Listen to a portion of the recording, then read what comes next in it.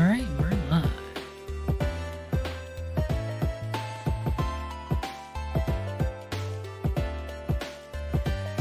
Hello, everybody. Hopefully I didn't keep you waiting too long. Yes, I thankfully sound far less congested than I was previously when I kind of did my roughshod impressions of the previous Nintendo Direct. And I figured, I've been wanting to schedule this for a while, but just general busyness, and sometimes just had days where I wasn't feeling too well. I just kind of had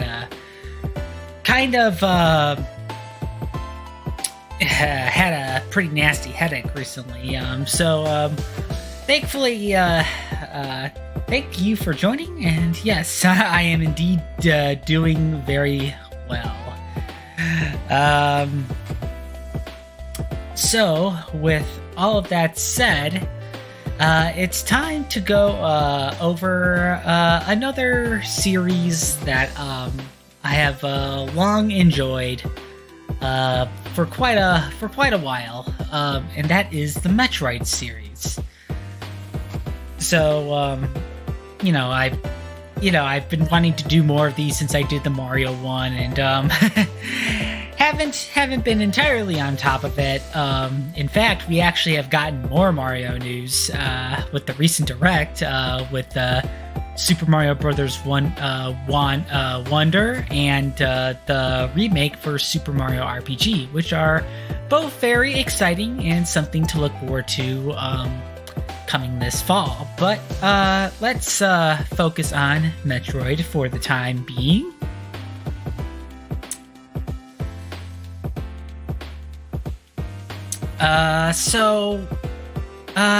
As far as my entry point to the series, it wasn't too uncommon, but was still rather strange. I first got familiar with Samus the character via Super Smash Bros. Melee. And of course, I was kind of one of those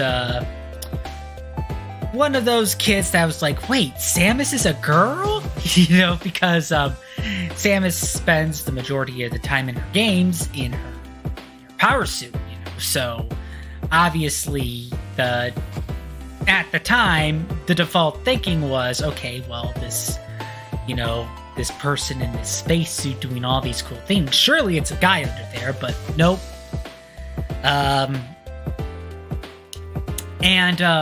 Prior to Melee and even the original Smash Brothers, Samus only had 3 games to go off. The Metroid series only had 3 games to go off of. That was the original on the NES. The sequel ended up being on the Game Boy, the original Game Boy. And the third game was on the Super Nintendo. And despite, all 3 games doing pretty well, especially the third one, they couldn't really figure out how to transition the series into 3D, especially with how things were going in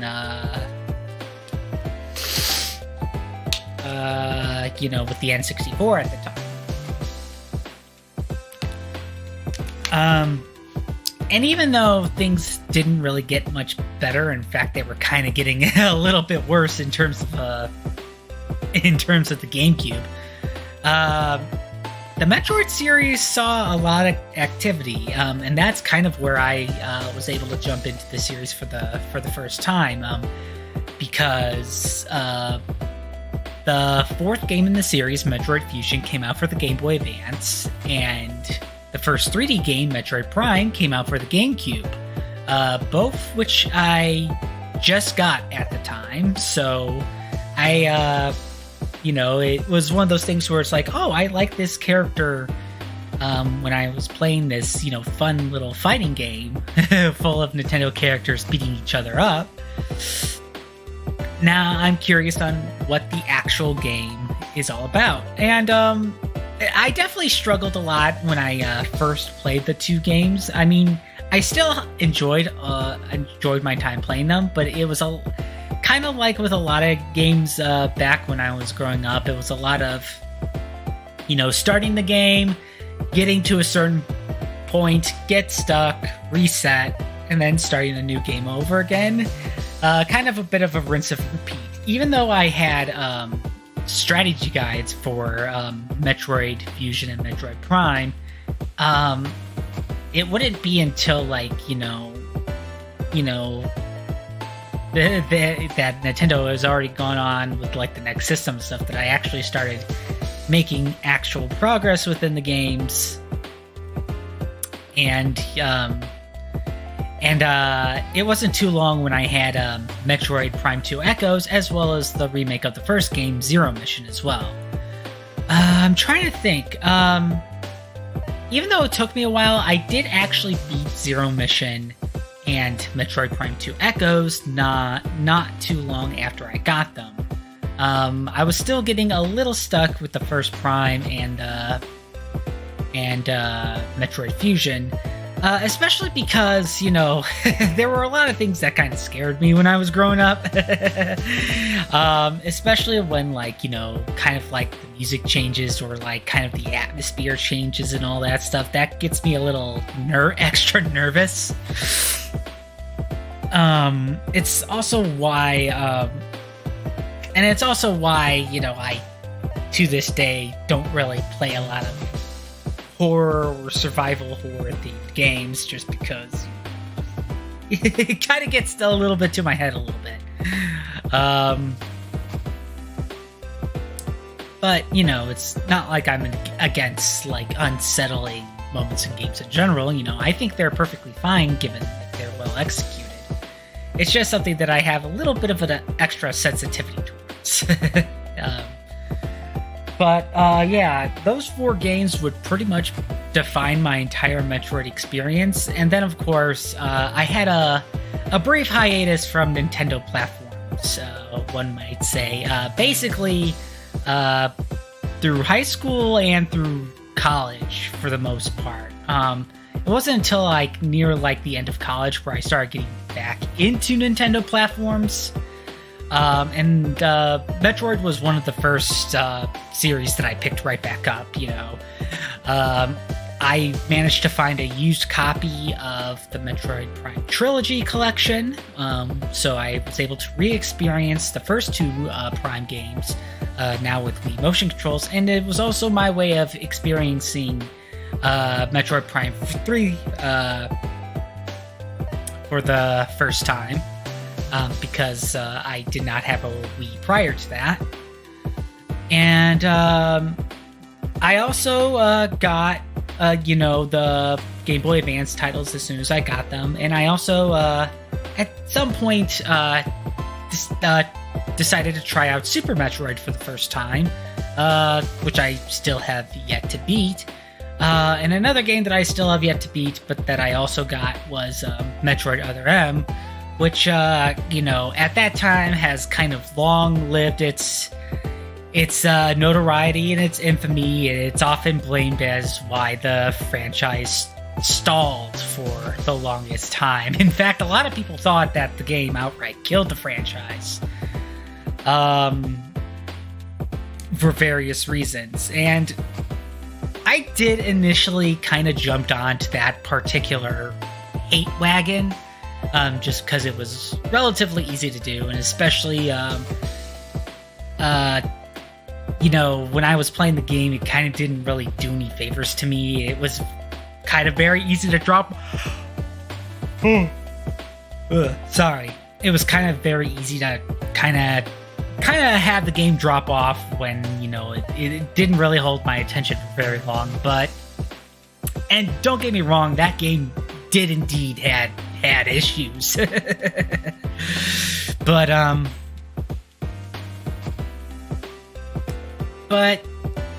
I do feel like it did wanted to try a lot of things.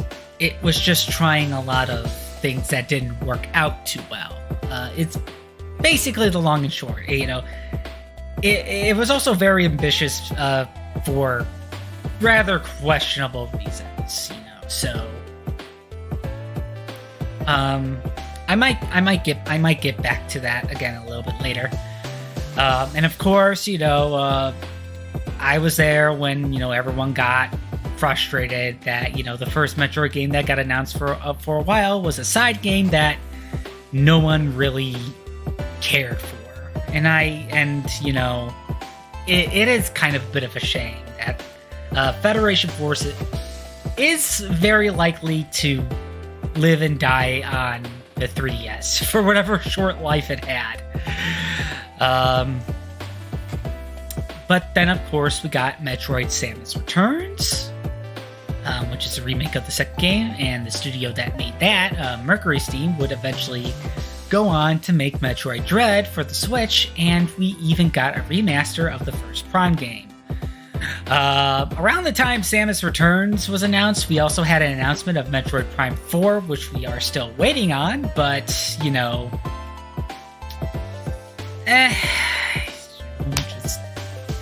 at this point, we are kind of used to waiting. So,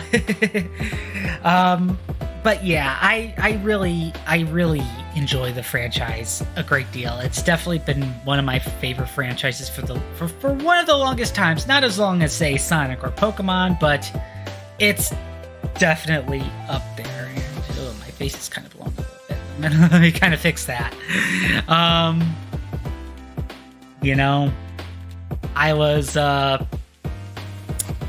was glad, I was one of the people that was jumping out of my seat when I saw Ridley was announced for Smash Ultimate after hoping he'd get in there for the longest time. And while my wait was for a new game wasn't as painful as people that had been following the franchise since day one and were disappointed at Metroid Other M since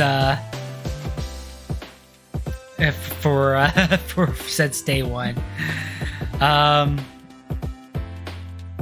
It still has been a great ride, and I hope that ride will continue far into the near future. At the same time, I know we want to see it good when it comes out, but still, any update on Metroid Prime 4, please? That's like one of the last few early Nintendo Switch announcements that still hasn't happened yet. Because it's like there was Shin Megami Tensei 5, we eventually got that. There was Bayonetta 3, we eventually got that, and now it's like we're still just wondering if it's gonna take a new console announcement for Metroid Prime to have any sort of news of Metroid Prime 4. And granted, Metroid Dread served definitely much better than any sort of holdover. It's like, Metroid Prime 5 is in development, but in the meantime, let's actually have a continuation of Metroid Fusion, as well as confirmation of this Metroid Dread title that's been floating in the air for it seemed like forever, and that's been on a longer wait, because I think Metroid Dread was originally supposed to be a Nintendo DS game. But, that kept going in and out of production. And then, it finally saw life on the Switch, and it did really well, which is good, But yeah. Even now, I'm still looking forward to the next game, whatever that may be. Metroid Prime 4, Metroid 6, whatever that might be. So that kind of is a little bit of a nice segue into kind of what I would like as a wish list, outside of the obvious Metroid Prime 4 when. That's kind of the easy one. It's like Metroid Prime 4 when. But aside from that, obviously, with the first game being remastered for the Switch, obviously I would like to see, 2 and 3 also being remastered for the Switch as well. Another game that could also use a Switch remaster is Metroid Samus Returns, because right now it's stuck on a 3DS, and given that the Switch does have amiibo support, the amiibo can easily work well enough, And I mean, just in general, I would love to see more GameCube and 3DS titles being remastered for the Switch. It seems like we're well into that direction already, so the other two Brian games and Samus Returns definitely could use that. Given how people are towards Other M, I honestly do not see that getting remastered, but if it did, I guess I wouldn't really complain too much. Federation Force, now that we actually have recent Metroid games in circulation, and I'm pretty sure it's only a matter of time before Zero Mission ends up in Nintendo Switch Online, because we have, Metroid 1, Metroid 2, Metroid 3. Well, it was actually more in the order of Metroid 1, Super Metroid, Metroid 2, Metroid Fusion. It's only a matter of time before Zero Mission makes its way onto Nintendo Switch Online. But yeah, definitely a remaster. I think Federation Force could easily, get a remaster of Dark Samus versus Samus. What, you mean Metroid Prime 2 and 3? Because that's essentially Metroid Prime 2 and 3. That's basically the whole plot of Metroid Prime 2 and 3. But yeah, I would say Metroid Prime Federation Force should get another chance on Switch. We could probably do without the Blast Ball, to be perfectly honest, especially since it's a game that kind of works best with online multiplayer through the campaign anyway, so it doesn't really need the Blast Ball. But the standard game should be okay on Switch. They might still commit to the chibi art style. I know it's a little odd, but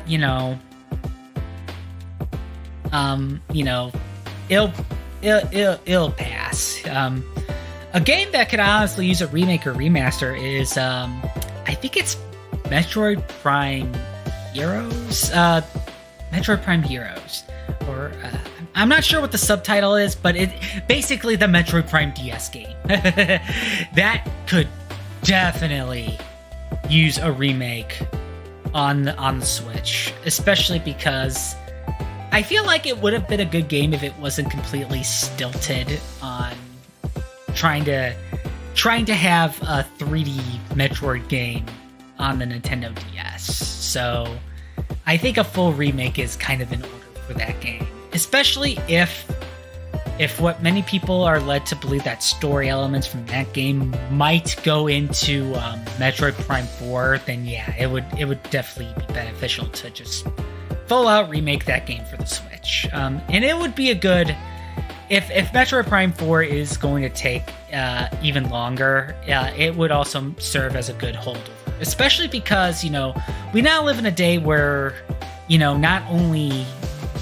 certain franchises can transition well into a 3D open world space, but, we've also had 1 Mario, 2 Zelda, and basically the entirety of Xenoblade Chronicles. Shows that Nintendo can very much do open world games. I mean, heck, even Pokemon has done open world at this point. So, with mixed results, mind you, but they still did it. So I can imagine Metroid Prime 4 having a bit of an expectation in regards to any sort of opened-ish world, so to speak. So that's probably why it's also taken a while, because, especially because they basically scrapped whatever they had and basically re-enlisted Retro Studios, who at the time was just doing Donkey Kong Country games, which those are good too. They also do Donkey Kong really well. In fact, I would like to see Retro pick up more Nintendo franchises that have been kind of dormant for a while. Although there was a bit of a rumor that Retro Studios was kind of having a little bit of a internal struggle prior to them being reassigned to Metroid Prime 4. And given Obviously, it's not really showing in terms of, the actual game quality, considering that, they were able to, port the second Donkey Kong game well enough to the Switch. The first game actually could probably use a Switch Switch port as well. And they were able to do the remaster of the first Prime game just fine, but, they probably had to do a little bit of soul searching right as they realized, oh shoot, we're doing Metroid Prime 4. Even though to the outsider looking in, we were all wondering, why didn't you just give it to them in the first place? Because they did the first 3. On the subject of both, Team Ninja and Koei Tecmo, who did Other M, and Next Level Games, who did Metroid Prime Federation Force, I think they both kind of deserve a second chance at the franchise, because they were kind of given the short end of the straw right there. In the case of Next Level Games, you could easily task them with, the remake of the DS Metroid Prime title. I think it's Heroes. I think that's what it was. If not, obviously I'll probably be corrected either in the comments or just me by looking at my phone. It's like, what was that? But yeah, maybe even task them with remaking the Metroid Prime DS titles, or maybe even Metroid Prime Pinball. That would also be a good way to kind of give them a title to fill up the time. And in the case of Koei Tecmo, seeing as that they are doing pretty good making Warriors games of various Nintendo's properties, I think having a Federation of Warriors, because Samus works with the Galactic Federation, in fact, she used to be a part of the Galactic Federation, that would actually be a pretty good title. And honestly, that could even go a long ways into, maybe even serving as a new origin story type of game. Because one of the biggest problems with Metroid Other M is that it was trying to kind of put in backstory elements at a time where, before then, most of the backstory was in supplementary material, including kind of like a 2-volume manga serialization that was Japan exclusive, as a promotion, as a tie-in to Metroid Zero Mission. And Zero Mission was a GBA game, so they couldn't really put all those story details in without affecting the actual, kind of. It would make the game. It would have made the game too cutscene heavy, basically. Which cutscenes are all well and good. The Zero Mission actually handled them pretty well, all things considered. But at the same time, it was a Game Boy Advance game, so it would be nice to actually have a game that actually focuses on the backstory of Samus without any sort of baggage, so to say. If you actually make an origin story with the story elements that people are now kind of familiar with. Samus grew up at at an Earth-like colony. She lost her parents and was the sole survivor of through an attack by the space pirates. She had PTSD, because she encountered Ridley, and Ridley, who was directly involved, who was directly commanding the space pirates that basically wiped out her colony. She was adopted and raised by the Chozo. She originally enlisted in the Federation under the command of Adam Malkovich, who eventually became the inspiration for her computer navigation program. In the latest 2 games, Fusion and Dread. And she eventually became, the bounty hunter that we all know and love today. So, I think having a warrior-like game with during Samus's time in the Federation, that also covers like all of the origin story and the all the background story stuff. Because as far as I am concerned, not concerned, as far as I know, I should say, I think they did agree to remove Other M from canon, and that the Prime games are back into canon. Especially because, for the longest time, people were arguing, what's canon, what's not, especially because, the person who was more or less currently in charge of the franchise has been kind of in and out in regards to what was canon. And for a while, he kind of wanted Other M to be more canon in the Prime games, which didn't really sit too well with a lot of people. But then he kind of realized, you know what, that was kind of stupid. You know what, I think especially with Dread now, I think they wanted to put their best foot forward with the series going forward, to kind of ride the momentum that Dread has now given them.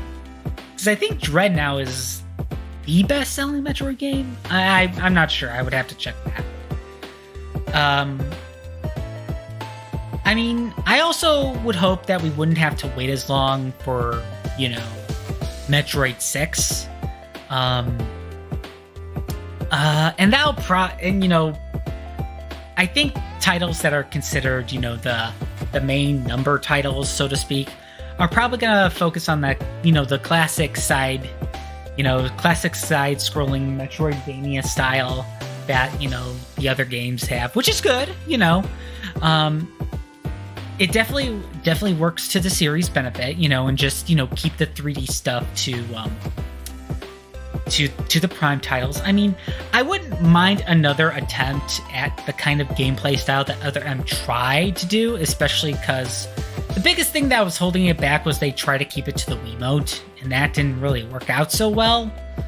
So now that we actually have like a full-on controllers, or, even just with the Joy-Cons, I think that kind of style can work as long as they keep what makes Metroid, Metroid. Try not to make it too hallway-ish, because there's nothing wrong with a linear game in my eyes, but if it takes away from elements of what could make the game good, especially compared to other games of a well-known series, then yeah. So, but yeah, it's like, at this point, I'm just sitting on my hands, just waiting for Metroid Prime 4. Hopefully sometime within the next year or two, who knows, but any new games or any new ports or releases of older games, I'll definitely welcome, And, it definitely has it also has given me not only appreciation for games of a similar style, which has been dubbed the Metroidvania style, an inspiration of both Super Metroid and Castlevania Symphony of the Night, but also for basically, science fiction and space exploration kind of games. It kind of led me into, enjoying, at the very least, the first Halo title when I got it on the PC, when I was playing, just like a small handful of PC games, and it definitely also led into my love for the Mass Effect series. Given that there have been so many games that involves various adventures in space, we have EVE Online, we have No Man's Sky. I think Microsoft and Bethesda are coming out with Starfield, and the like. It is nice to see that, there's just a certain special kind of, there's still a certain special kind of feel, in regards to Metroid. I still have yet to beat Super Metroid. I still have yet to try out AM2R, the fan game that was able to exist long enough for it to get CND'd by Nintendo, but still kind of lives on in the internet. So, but in any case, I just hope that the next new game won't take too long. But for now, I'm happy with what I got, and I hopefully, will be able to enjoy the series for many years to come. So next time I'm gonna be doing a discussion like this, I might do either Persona or Fire Emblem. I'm trying to, I'm gonna hopefully set aside a time for me to have my co-hosted discussion, my next co-hosted discussion soon, and hopefully start my next playthrough soon, which will be Kingdom Hearts 1, courtesy of the collection on the PS4. So, with all of that said, this is Matt, your local friendly gamer. I hope you have yourselves a wonderful evening, and take care.